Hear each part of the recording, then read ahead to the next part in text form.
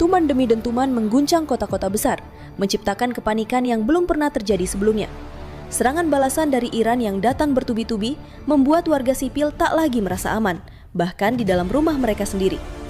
Dalam kondisi yang semakin mencekam, ribuan warga memilih satu keputusan nekat melarikan diri dengan cara apapun, termasuk menyeberangi sungai-sungai yang memisahkan wilayah aman dan zona konflik.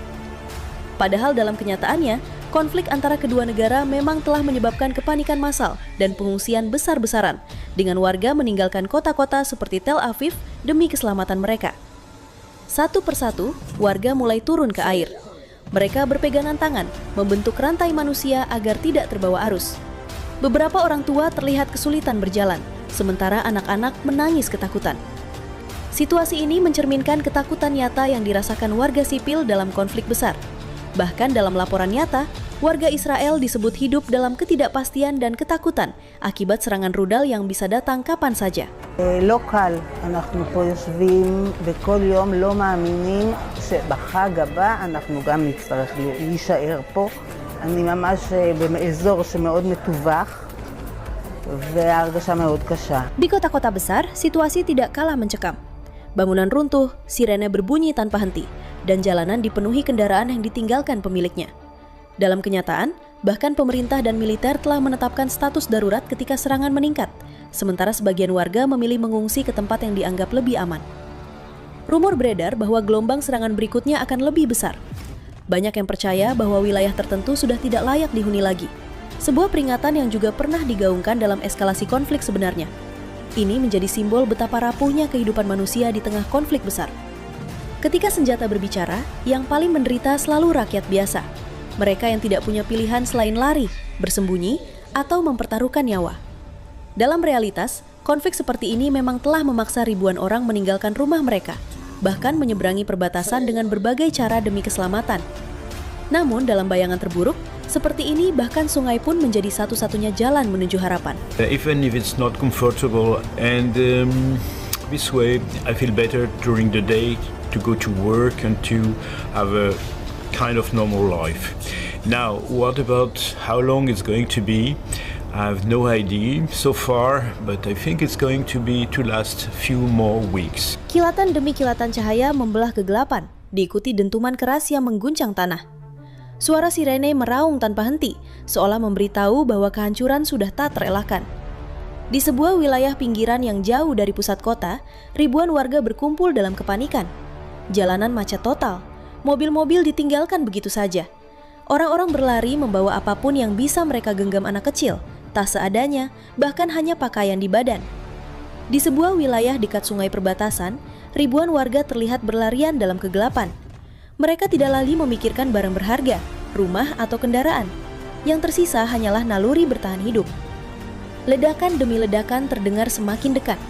Tanah bergetar, kaca-kaca pecah, dan api mulai menjilat bangunan di kejauhan.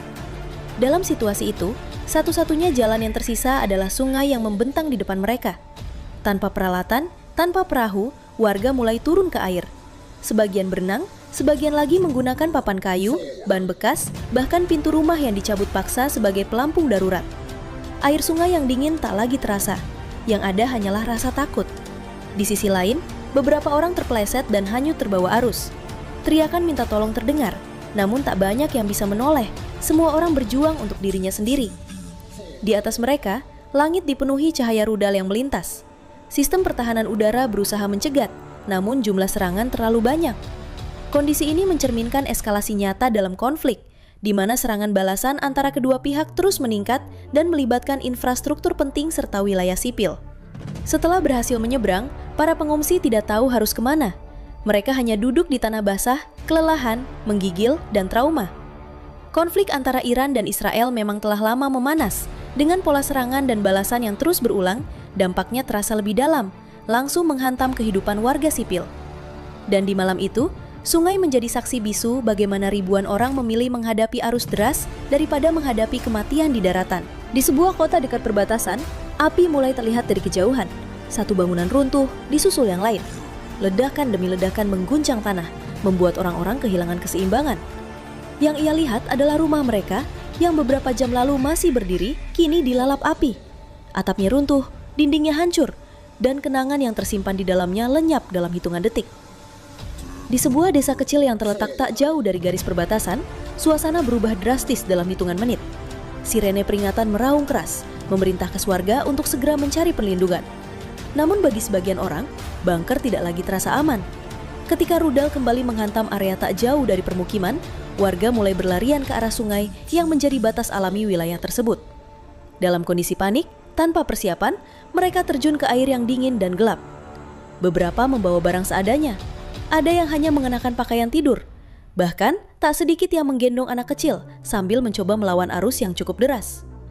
Sungai itu bukan jalur aman, arusnya cukup kuat, dan batu-batu licin menjadi ancaman tersendiri.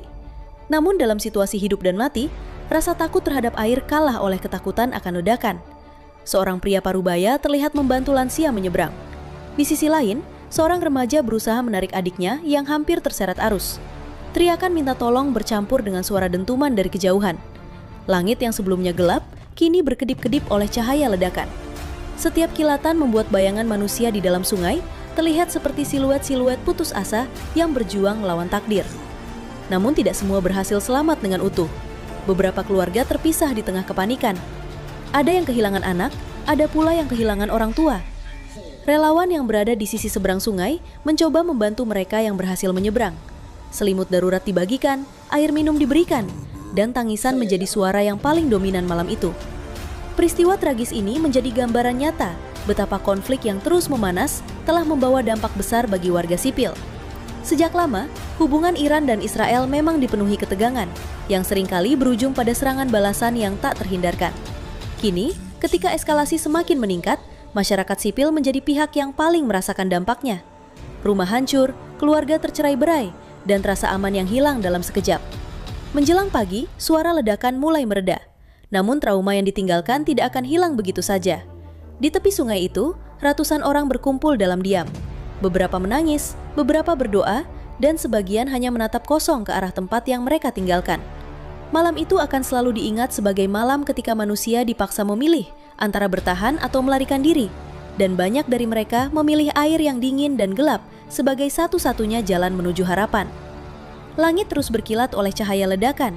Setiap dentuman membuat air sungai bergetar, seolah ikut merasakan ketakutan manusia yang berada di dalamnya. Beberapa orang terpeleset, ada yang hampir terseret arus. Teriakan minta tolong terdengar bersahutan, namun tidak semua bisa diselamatkan. Mereka yang berhasil mencapai seberang tidak langsung merasa lega. Tubuh mereka menggigil hebat, pakaian basah melekat di kulit. Nafas tersengal-sengal, dan mata dipenuhi ketakutan yang belum hilang. Relawan yang berada di sisi seberang mencoba membantu sebisanya. Selimut darurat dibagikan, air minum diberikan, dan beberapa petugas medis menangani mereka yang terluka. Menjelang pagi, suara ledakan mulai berkurang. Langit perlahan kembali gelap, namun bukan berarti ketenangan telah kembali. Asap masih membumbung dari kejauhan. Desa yang mereka tinggalkan kini hanya tinggal bayangan dalam ingatan. Sungai yang semalam menjadi saksi perjuangan hidup dan mati, kini tampak tenang.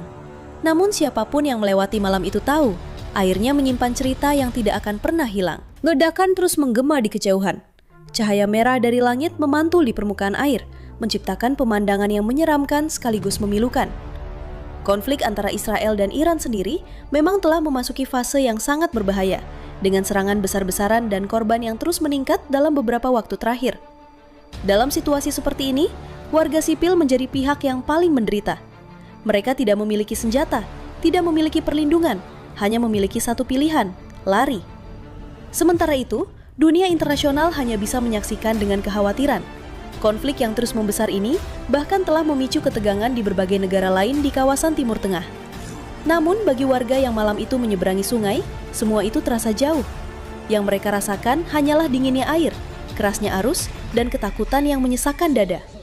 Saat fajar mulai menyingsing, sebagian warga berhasil mencapai sisi lain sungai. Mereka basah kuyup, kelelahan, dan trauma. Namun setidaknya, mereka masih hidup. Di belakang mereka, asap masih membumbung tinggi, ledakan masih terdengar, dan perang belum berakhir. Malam itu akan dikenang sebagai malam ketika manusia dipaksa melawan naluri terdalamnya, bukan untuk berperang, tetapi untuk bertahan hidup.